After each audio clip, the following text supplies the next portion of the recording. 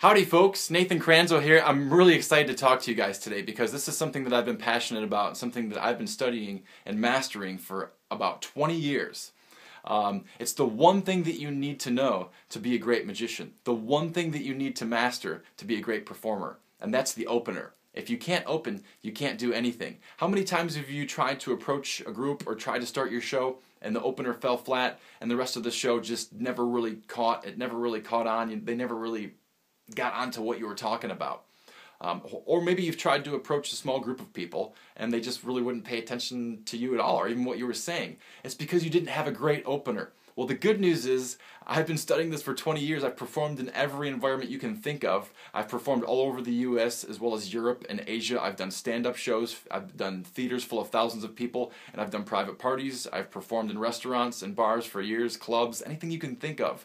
And I know tricks and techniques. I'm going to share that with you in a few moments. I'm going to share with you probably one of the most important things that you could ever know, one of the best kept secrets. And I'm going to share that with you now. I think the best kept secret to an opener is the first opener is you. You are the opener. The first thing they see is you, so you have to be relaxed and comfortable. And the only way that you are going to be relaxed and comfortable is if you're confident. So the second part of the secret is do something that you've done a million times, okay?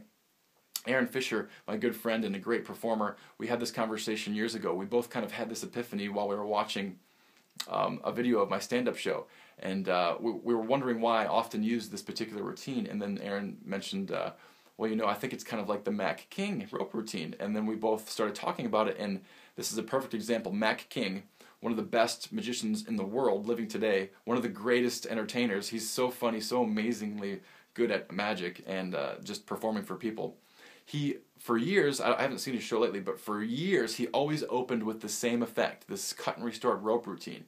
And the reason why that we figured out was, it's because, first of all, he doesn't have to think about it. He can just relax and try and engage with the audience and try and see how the audience is and try and talk to the audience. And you can't do that if you're worried about the props in your hands and if you're thinking about a diagonal palm shift or any of that crap. So do something you've done a million times, whether it's a quick trick or a 1-minute trick. I don't think it matters as long as it's relatively short. I oftentimes, for years, opened with a very, very quick coin routine that took about a minute long. But within that minute, I was able to introduce the audience into my personality. I was able to make a few jokes.